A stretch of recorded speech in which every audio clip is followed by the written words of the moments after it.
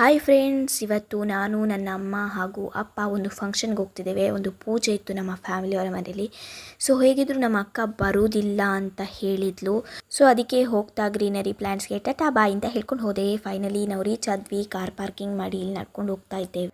So ಅಲ್ಲಿ juice, ಬೆಲ್ಲ ಹಾಗೂ ನಿಪ್ಪಟ್ಟಿಟ್ಟಿದ್ರು. ಇವನು ಯಾರಂದರೆ ನನ್ನ ಆಂಟಿ ಮಗ. ನೋಡಿ, ಅದ್ವಿತ್ ಫೋಟೋ ಶೂಟ್ ಮಾಡ್ತಿದ್ದಾನೆ. ಸೊ ಫೈನಲಿ ಪೂಜೆ ಸ್ಟಾರ್ಟ್ ಆಯಿತು. ಹಾಗೆ ಆರತಿನೂ ಕೊಟ್ಟರು. ಆನಂತರ ನಮಗೆ ಸ್ವಲ್ಪ ಅಕ್ಕಿನೂ ಕೊಟ್ಟಿದ್ರು ಮತ್ತು ಅಲ್ಲಿಗೆ ಹಾಕೋಕ್ಕೆ ಅಂತ ಹೇಳಿ.